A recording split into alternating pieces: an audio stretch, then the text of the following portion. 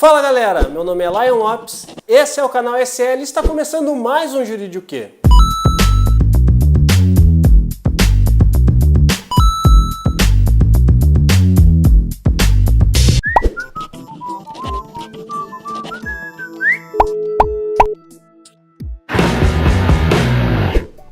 E hoje, dando continuidade à nossa série de vídeos falando sobre sociedades limitadas, ainda não terminou, pessoal. Pela minha conta tem mais 1 ou 2 vídeos. Mas hoje nós vamos falar sobre os direitos do sócio. No nosso último vídeo a gente falou sobre as responsabilidades do sócio. Então quem não viu, clica aqui no card e acesse lá para assistir. E hoje a gente vai falar sobre quais são os direitos que os sócios têm quando eles constituem uma sociedade limitada.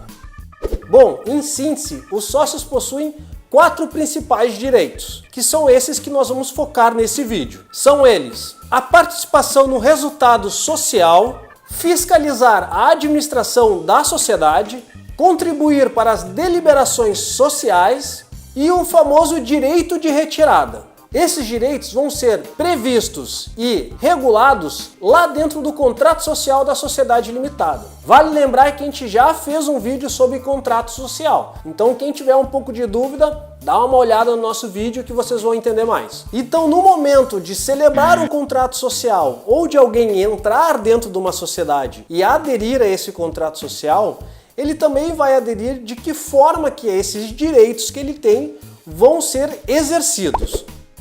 Então vamos começar a falar sobre a participação no resultado social. Este é o principal motivo para se constituir uma sociedade. O que isso significa? Significa que é a participação nos lucros dessa sociedade. Quando eu falo participação nos lucros, é quando tudo dá certo.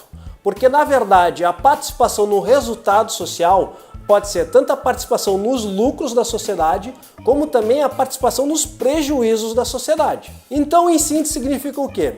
Lá no final, quando a sociedade vendeu os seus produtos ou prestou os seus serviços, vai ser estipulado: a sociedade, primeiro, teve lucros, então para ter lucro tem que ter pago todo o passivo e daí vai se distribuir os ativos.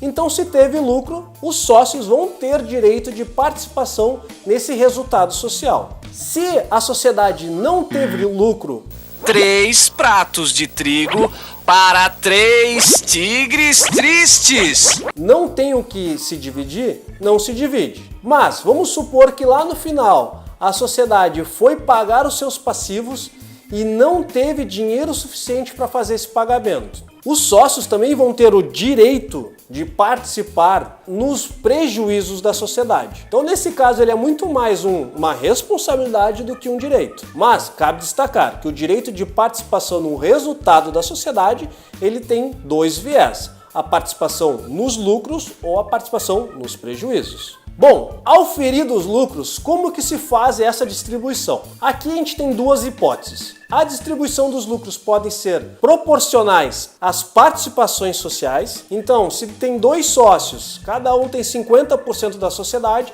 se tem lucros, cada um vai adquirir 50% desses lucros. Ou a participação pode ser desproporcional. Em alguns casos, em algumas hipóteses, os sócios definem, ou no contrato social, ou em reunião de sócio, ou em algum outro documento, estipula que a participação durante um determinado tempo, ou referente a uma distribuição, ela vai ser desproporcional. Ou seja, eu vou receber aquele lucro de forma desproporcional à minha participação da sociedade. Então eu posso receber a mais ou receber a menos. Ué, Lion, por que alguém faria isso? Em alguns casos isso é interessante. Vamos supor que um sócio investiu mais dinheiro numa sociedade em determinado momento, mas não necessariamente ele tem o maior percentual da sociedade. Então a sociedade pode definir que a próxima distribuição de lucros vai ser desproporcional para que eu receba um valor maior do que a minha participação, para que o meu dinheiro investido seja devolvido. Então é algo muito utilizado de acordo com as necessidades da empresa. Bom, o segundo direito é a participação nas deliberações da sociedade. Isso significa o quê? O sócio não pode ser impedido de participar nas decisões da sociedade. A forma que o sócio participa nas decisões da sociedade é através do seu voto. Então, cada cota que o sócio tem, lhe dá o direito a um voto dentro da sociedade. Isso também pode ser visto como participação em percentual na sociedade. Então o sócio, se ele tem 50% da sociedade e outro sócio tem 50% da sociedade, aqui há um empate nas deliberações. Nenhum dos sócios vai conseguir tomar uma decisão sozinho. Ele sempre vai depender que o outro sócio vote em conjunto com ele. Mas se uma sociedade que tem 3 sócios, cada um com 33,33%, 2 sócios já conseguem tomar uma série de decisões, porque eles vão ter 66,66% da sociedade. Então, dependendo da decisão da sociedade, pode sim ser tomada através de maioria simples. A maioria simples é 50% das cotas mais uma cota. Existem algumas decisões que necessitam do que a gente chama de quórum qualificado, que daí são necessários, na verdade, a maioria absoluta da sociedade, que quer dizer 75% ou mais das cotas sociais. Para os sócios tomarem as decisões, para se for deliberado, para se deliberar uma decisão, é através de uma assembleia geral ou através de uma reunião de sócios. Há algumas decisões da sociedade que não dependem das deliberações dos sócios,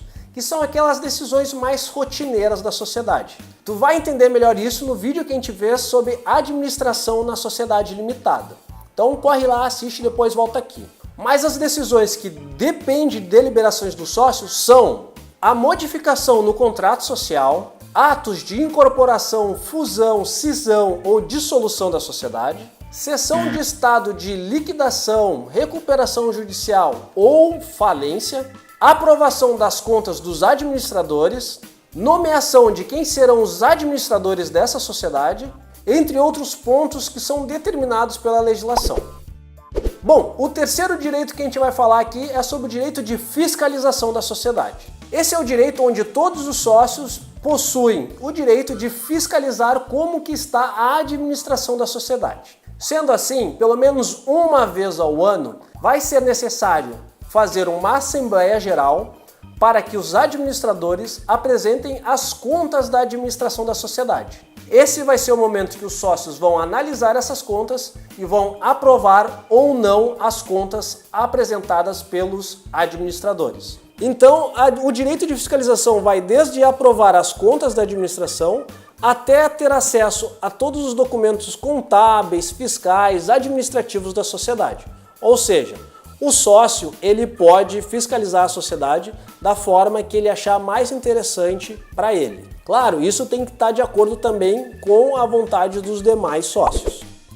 Bom, outro direito que a gente vai falar hoje nesse vídeo, que vai ser os últimos dos direitos que a gente vai falar hoje, é sobre o famoso direito de retirada. O direito de retirada é aquele direito que o sócio tem de não querer mais participar dentro da sociedade. E esse é um dos pontos mais importantes que devem constar dentro do contrato social. Lá dentro do contrato social, vai estipular em que hipóteses e de que forma que vai ser exercido o direito de retirada. Em síntese, o direito de retirada do sócio pode acontecer de duas formas. Ou ele vendendo a sua participação para um outro sócio ou para terceiros. No caso dele vender a participação para um outro sócio, a maioria simples da sociedade tem que concordar com essa cessão de cotas. E se ele for vender a sua participação para terceiros, primeiro, ele tem que dar preferência aos demais sócios na aquisição dessas cotas.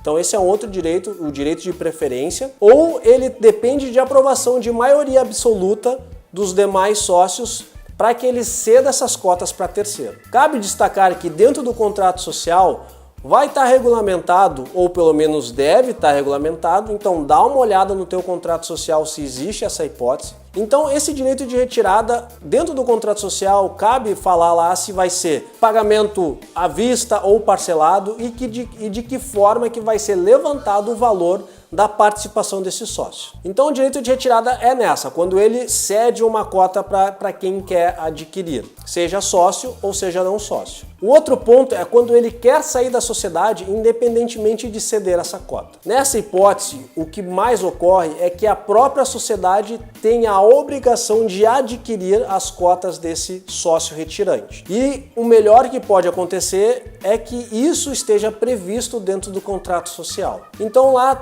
pode estar previsto algumas hipóteses do direito de retirada.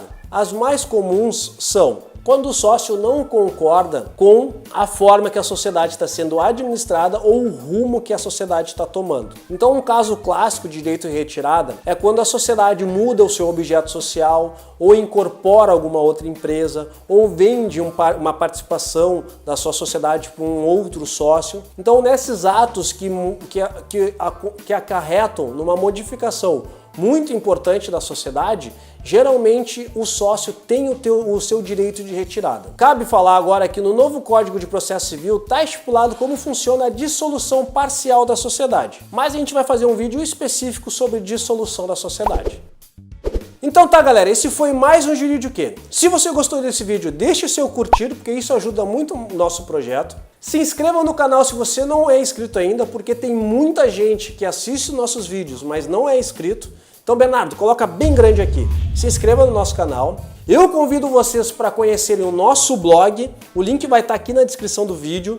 Lá a gente bota diariamente notícias sobre o ecossistema de inovação e tecnologia. Então tá muito legal. E também a curtir a nossa página no Facebook, que o link também vai estar aqui na descrição do vídeo. Lá a gente compila desde como é o nosso dia a dia no escritório e também compila os vídeos do canal SL e as notícias diárias também. Então tá, pessoal, nos vemos no próximo vídeo e até a próxima!